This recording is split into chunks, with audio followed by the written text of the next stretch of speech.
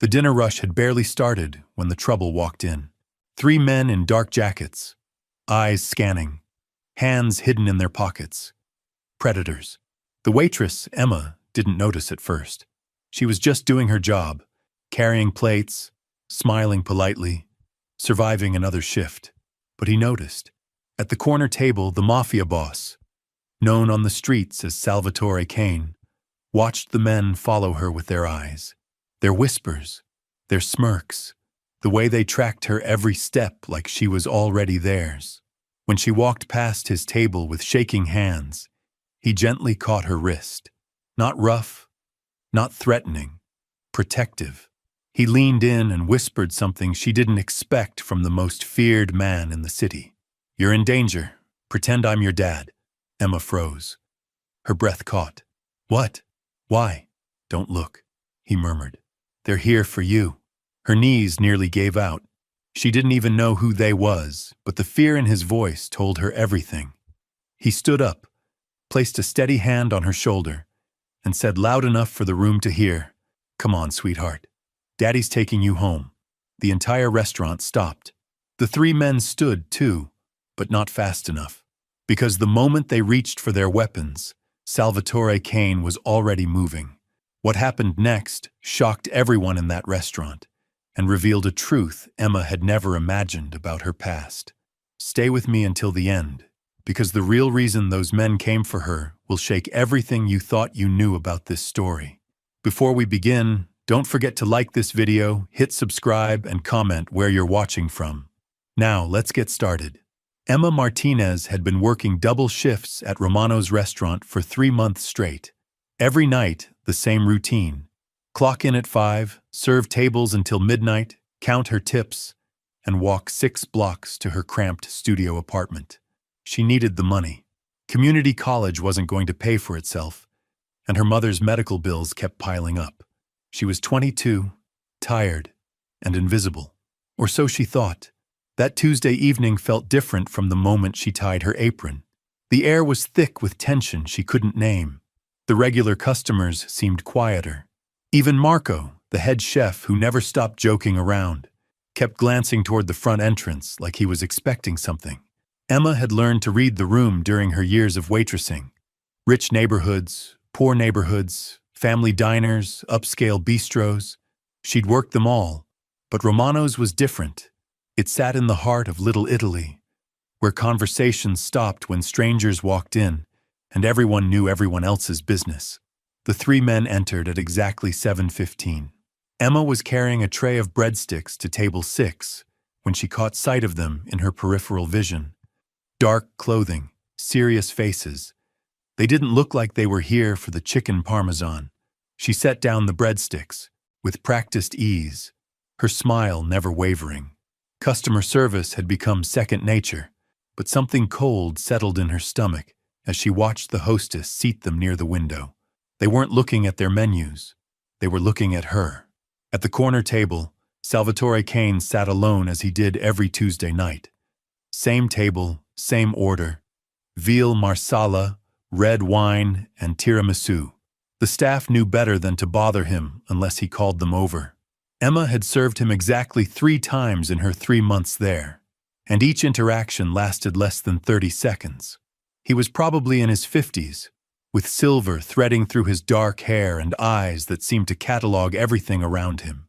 His suits were expensive, his manners impeccable, and his reputation preceded him everywhere he went. Emma didn't know the details, but she'd overheard enough kitchen gossip to understand that Salvatore Kane was not someone you crossed. Tonight, those calculating eyes were fixed on the 3 newcomers. Emma tried to focus on her work. Table 2 needed more water. Table 5 was ready for their check. Table 8 wanted extra parmesan on their pasta. Normal things. Routine things. But every time she moved through the dining room, she felt those 3 pairs of eyes tracking her movements. When she approached their table with menus and water glasses, the tallest one smiled. It wasn't a friendly smile. "Emma Martinez," he said, reading her name tag slowly. Pretty name for a pretty girl. Her hand trembled slightly as she set down the glasses. "Thank you." Can I start you gentlemen with some appetizers tonight? Actually, the second man said, leaning forward, we were hoping you could help us with something else. Emma's throat tightened. I'm sorry, but I'm just here to take your order.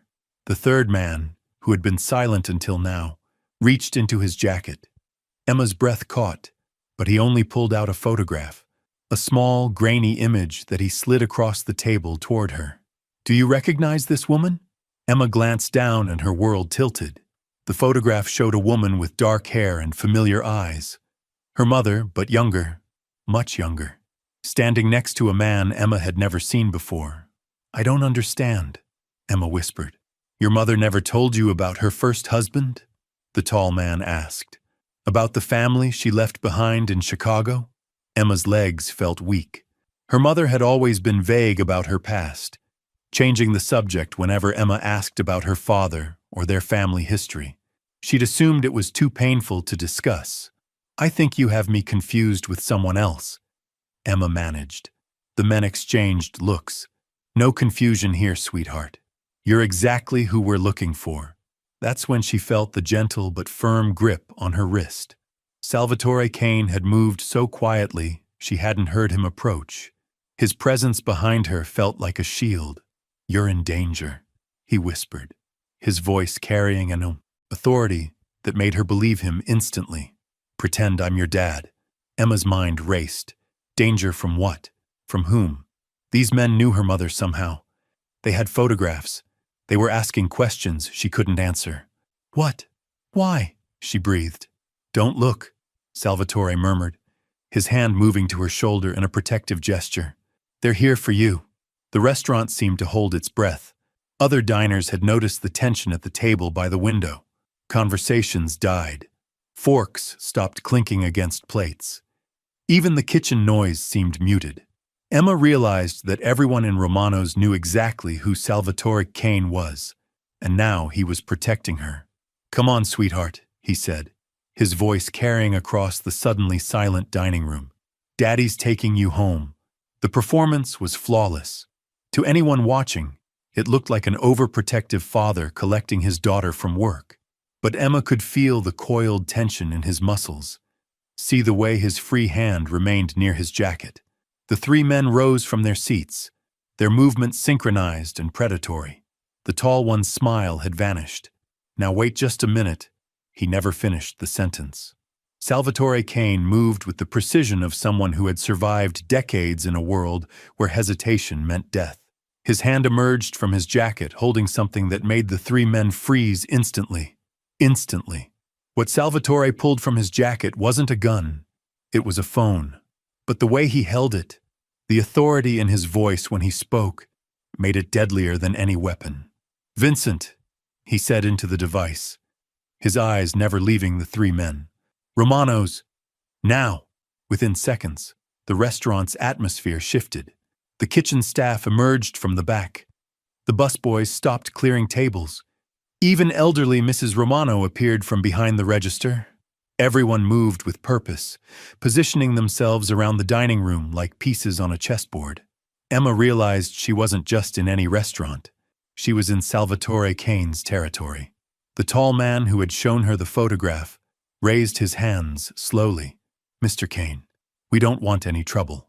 We're just here to collect what belongs to our family. Nothing in my restaurant belongs to anyone but me, Salvatore replied, his voice carrying the weight of absolute authority. And Emma here has been under my protection since the day she walked through that door. Emma's mind reeled. Protection? She'd been working here for 3 months and barely exchanged 20 words with this man. How could she be under his protection? You don't understand, the second man interjected, desperation creeping into his voice. Her mother stole something from us, something very valuable. The debt passes to the daughter. Salvatore's expression darkened. Enlighten me. The third man, who had remained silent, finally spoke. His voice was thin, nervous. 25 years ago, Maria Martinez witnessed something she shouldn't have. Our boss offered her a choice: disappear forever or face the consequences. She chose to disappear, but she took something with her. Insurance, she called it. Emma's legs gave out. She sank into the nearest chair as the pieces clicked together. Her mother's reluctance to talk about the past, the way she always looked over her shoulder, the frequent moves when Emma was younger, the medical bills that never seemed to match her mother's actual condition. "What did she take?" Emma whispered. The tall man smiled that cold smile again. "Financial records, names, dates, enough evidence to bring down half the Chicago organization. We've been looking for her for 2 decades, and now we've found you." Salvatore moved closer to Emma, his presence a wall between her and the 3 men. "And what makes you think the daughter knows anything about the mother's business?" "Because," the thin-voiced man said, pulling out another photograph, "Maria Martinez died 3 weeks ago. Cancer, according to the hospital records. But before she died, she sent a package to her daughter. We intercepted the postal records." Emma's world shattered. Her mother was dead 3 weeks ago, but she'd spoken to her just last week. Or had she? Emma tried to remember the conversation, but suddenly couldn't recall her mother's voice, only text messages. Short responses. Excuses about being tired. "You're lying," Emma said, but even as the words left her mouth, she knew they weren't. The tall man slid the second photograph across a nearby table. It showed her apartment building, her mailbox, a package with her name on it. "Check your apartment, sweetheart. Mailbox key should have opened something very interesting by now." Salvatore's hand tightened on Emma's shoulder. "Even if that's true, the girl doesn't know anything. She's innocent in this." "Innocent or not," the second man said, standing slowly, "she's the only link we have to those records, and our employer is very motivated to retrieve his property." The restaurant door chimed as 3 more men entered. But these weren't more enemies. Emma could tell by the way Salvatore relaxed slightly, by the nods exchanged across the room. "Gentlemen," Salvatore addressed the Chicago men, "I believe this conversation is over. You've had your say. Now leave." The tall man's jaw tightened. "This isn't finished. In my restaurant, everything is finished when I say it's finished." As the 3 men filed toward the exit, the thin-voiced one paused next to Emma's chair. "You have 48 hours to find those records and hand them over. After that, we stop being polite." The door closed behind them with a soft chime that seemed to echo in the sudden silence. Emma sat frozen, her mind struggling to process everything. Her mother was dead. There was a package waiting for her. Men with guns were after her for something she knew nothing about. "I need to go home," she whispered. "No," Salvatore said firmly. "That's the first place they'll be watching. But the package will wait. Right now, we need to get you somewhere safe while I make some calls." Emma looked up at him, this stranger who had somehow become her protector. "Why are you helping me?" Salvatore's expression softened slightly. "Because 25 years ago, a young woman named Maria Martinez saved my life. She was working as a bookkeeper for a Chicago family, and she warned me about a hit they'd put out on me. I escaped because of her courage." The room seemed to spin around Emma. "My mother saved you?" "She did more than that. She gave me the information I needed to protect myself and my family. I've been looking for her ever since, to repay that debt. When you walked into my restaurant 3 months ago, I recognized those eyes immediately." Emma's hands trembled as she reached for her water glass. "She never told me any of this. She was protecting you, just like she protected me all those years ago." One of Salvatore's men approached the table. "Boss, we've got cars positioned outside. 3 black sedans, Chicago plates." Salvatore nodded grimly. "They're not wasting time." He turned back to Emma. "We need to move. Now." "Where are we going?" "Somewhere they can't follow. Somewhere I can figure out exactly what your mother left you, and how we're going to keep you alive long enough to decide what to do with it." Emma stood on shaking legs. "What if I don't want whatever she left me? What if I just want to go back to serving tables and going to school?"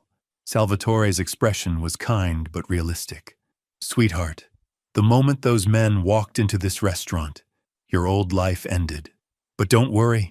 I promised your mother I'd protect her family if anything ever happened to her, and I always keep my promises."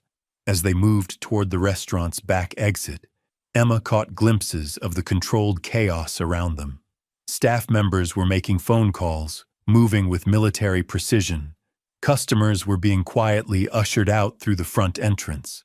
This wasn't just a restaurant. It was headquarters. And she was now at the center of a war she never knew existed. The alley behind Romano's was dark, but Emma could make out two black cars waiting with engines running. Salvatore guided her toward the closer one, his men forming a protective circle around them. "Get in," he said, opening the rear door. Emma hesitated. Once she got in that car, there would be no going back to her simple life of college classes and double shifts. But looking at Salvatore's face, she realized that life was already gone. As the car pulled away from Romano's, Emma watched the familiar streets of her neighborhood disappear into the darkness. Somewhere out there, 3 men were planning their next move. Somewhere in her apartment, a package waited with secrets that had gotten her mother killed. And somewhere in this dangerous new world, she would have to find the strength to survive what was coming next. The real question wasn't whether she could handle the truth about her mother's past.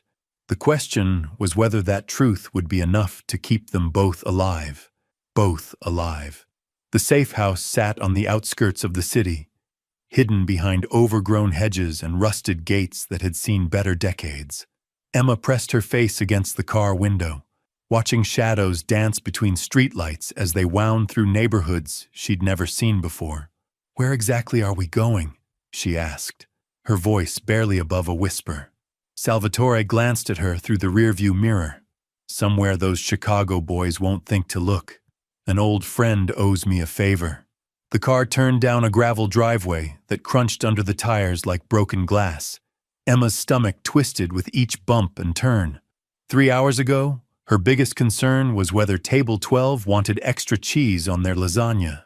Now she was fleeing through the night, with a man whose reputation preceded him into every room. The house that emerged from the darkness looked abandoned.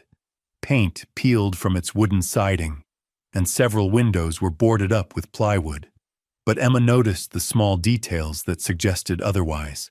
Fresh tire tracks in the mud, a faint glow from behind blackout curtains, the subtle hum of a generator running somewhere behind the structure. "Home, sweet home," Salvatore muttered, parking beside a shed that had seen better years. 2 men emerged from the shadows as they stepped out of the car.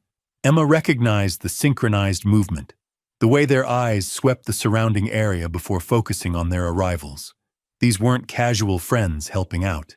These were professionals. "Boss?" The taller one nodded to Salvatore. "Everything's secure. No movement on the perimeter since we arrived." "Good. Any word from Marco about the restaurant?" "All clear.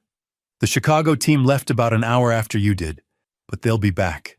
Emma followed them up creaking wooden steps to a front door that opened before they reached it. The woman who greeted them looked like she could be someone's grandmother, complete with silver hair pinned back in a neat bun and flour dusting her apron. But her eyes held the same alertness Emma had noticed in Salvatore's men. "You must be Maria's daughter," the woman said, her voice carrying a slight accent Emma couldn't place. "I'm Rosa. Your mother was a dear friend of mine."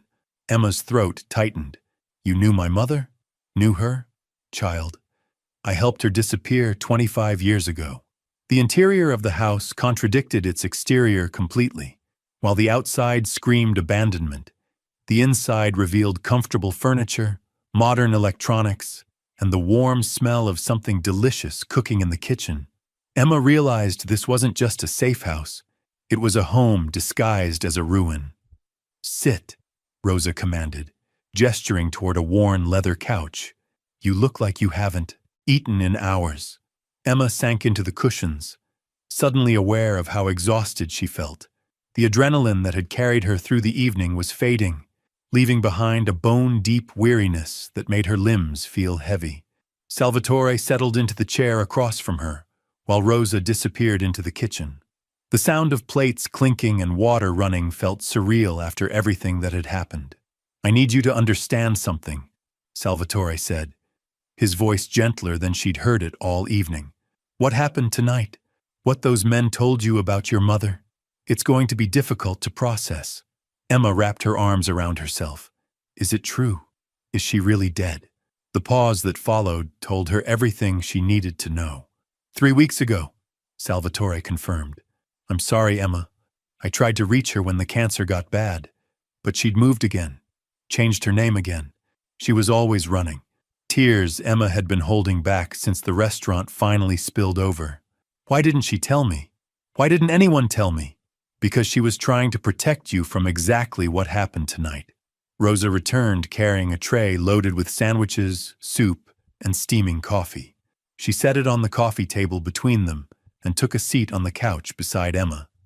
Your mother came to me pregnant and terrified, Rosa said, handing Emma a cup of coffee. She'd witnessed something that put her life in danger, but she was more worried about you than herself. Emma cupped the warm mug in her hands, letting the heat seep into her fingers. What did she see? Salvatore and Rosa exchanged a look. Emma was getting tired of adults communicating over her head, making decisions about what she could and couldn't handle. A murder, Salvatore said finally. She was working late at the accounting firm, trying to finish the books for one of Chicago's most powerful families. She heard voices in the next room, looked through the door, and saw something that would have sent half the organization to prison. But instead of going to the police, Rosa continued, she did something smarter. She copied the financial records that proved the murder was connected to years of money laundering, racketeering, and worse. Emma set down her coffee with shaking hands. So she blackmailed them? She protected herself, Salvatore corrected. She told them she'd hidden copies of everything in multiple locations, with instructions to release them if anything happened to her. It bought her time to disappear. And it worked for 25 years, Rosa added, until the cancer made her sloppy. Emma's mind raced through implications she was only beginning to understand. The package they mentioned. She really sent me something? Salvatore nodded grimly. According to our contacts at the Postal Service, yes. A registered package mailed 3 days before she died. What's in it? We won't know until we retrieve it. But if those Chicago boys are willing to come this far south and risk a war with my organization, it's something they desperately want back. Emma stood up abruptly, pacing to the window. Through a gap in the curtains, she could see Salvatore's men positioned around the property. Shadows with purpose, watching for threats she couldn't even imagine. I can't do this, she whispered. I'm not cut out for this kind of life. I serve coffee and take orders. I study business management at community college. I don't know anything about money laundering or murders or blackmail. Rosa's voice was gentle but firm. Your mother wasn't cut out for it either. But sometimes life doesn't ask what we're prepared for. She spent 25 years looking over her shoulder, Emma said, turning back to face them, moving whenever she felt unsafe, lying about her past. Is that what you want for me? Salvatore leaned forward in his chair. I want you to have choices. But right now, those men took your choices away the moment they walked into my restaurant. Emma sank back onto the couch, the weight of her situation settling around her like a heavy blanket. What happens if I just give them whatever she sent me? What if I hand it over and walk away? They kill you anyway, Rosa said matter-of-factly. You've seen their faces. You know they came looking. You're a loose end. And if I don't give it to them, they keep coming until they get it, Salvatore replied, or until someone stops them permanently. The room fell silent except for the distant hum of the generator and the occasional creak of the old house settling. Emma stared into her coffee cup, watching steam rise and dissipate like the simple life she'd known just hours before. There's a third option, Salvatore said quietly. Emma looked up. What? We find out what's in that package together. We evaluate its contents, and we decide how to use it to end this once and for all. Use it how? Rosa smiled, and for the first time Emma saw something dangerous flash behind her grandmother's eyes. Child, information is power. The right information in the right hands can bring down empires. Emma thought about her mother, young and pregnant and terrified, making impossible choices to protect a daughter she hadn't even met yet. She thought about 25 years of running, hiding, lying about the past. She thought about dying alone in a hospital room, sending one final package to the daughter she'd spent a lifetime trying to shield. "If we do this," Emma said slowly, "if we get the package and use whatever's in it, what happens to me afterwards?" Salvatore's expression was honest, even if it wasn't comforting. "I don't know, but I promise you this, you won't face it alone." Outside, one of the guards spoke quietly into his radio. Emma couldn't make out the words, but she saw Salvatore's posture stiffen slightly. "What is it?" she asked. "Probably nothing. My men are just being thorough." But Emma was learning to read the subtle signs, the way information passed between people in this world through glances and gestures. The guard's voice had carried urgency. Salvatore's casual dismissal felt forced. "They found us, didn't they?" Rosa was already moving toward the kitchen. "Time to go, dear." Salvatore stood, his hand moving instinctively toward his jacket. "Not found, but they're getting close." Emma's heart hammered against her ribs as she realized their sanctuary had been temporary at best. "How did they track us so quickly?" "Because they're not just street thugs," Salvatore replied, ushering her toward the back of the house. "They're professionals with resources and connections." Rosa appeared with a bag slung over her shoulder and car keys in her hand. "There's another car in the back garage. We can be gone in 2 minutes." As they moved through the house, Emma caught glimpses of the coordinated evacuation happening around them. Salvatore's men were packing equipment, erasing evidence of their presence, preparing to vanish without a trace. "Where do we go now?" Emma asked. Salvatore paused at the back door, listening for sounds from outside. "To get that package. Before they do. But my apartment will be watched." "Not your apartment," he said, opening the door and scanning the darkness beyond. "Your mother was smarter than that. She wouldn't have sent something that valuable to your home address." Emma stepped into the cool night air, her mind racing. Then where? Rosa's car was already running, hidden behind the garage with its lights off. As they approached, Emma could hear the distant sound of vehicles on the main road, multiple engines, moving fast. "Your workplace," Salvatore said, helping her into the passenger seat. "She sent it to Romano's restaurant, addressed to you, care of your employer." The pieces clicked together with terrifying clarity. Her mother had known exactly where Emma worked, had probably been watching from a distance, making sure her daughter was safe even as her own health failed. "It's been sitting in the office this whole time," Emma whispered, "which means we need to get there before those Chicago boys figure out what your mother was really thinking." As Rosa's car pulled away from the safe house, Emma watched the building disappear into the darkness behind them. Somewhere in that night, dangerous men were closing in on their location. Somewhere across the city, a package waited with secrets that had already cost her mother's life. And somewhere in the space between, Emma was discovering that survival meant embracing a strength she never knew she possessed. The drive back toward the city felt like moving toward the center of a storm. But for the first time since this nightmare began, Emma wasn't running away from her mother's past. She was running toward it. She was running toward it. Romano's restaurant sat dark and empty as they approached from the alley behind the building. The neon sign that usually welcomed hungry customers flickered intermittently, casting eerie shadows across the brick walls. Emma's hands trembled as she watched Salvatore's men position themselves around the perimeter. "The office is on the second floor," she whispered, pointing to a narrow staircase visible through the back entrance. "Marco keeps all the mail in a filing cabinet behind his desk." Salvatore studied the building's layout with practiced eyes. "How many ways in and out?" "3. Front door, back door, and a fire escape that leads to the office window." Rosa checked her watch.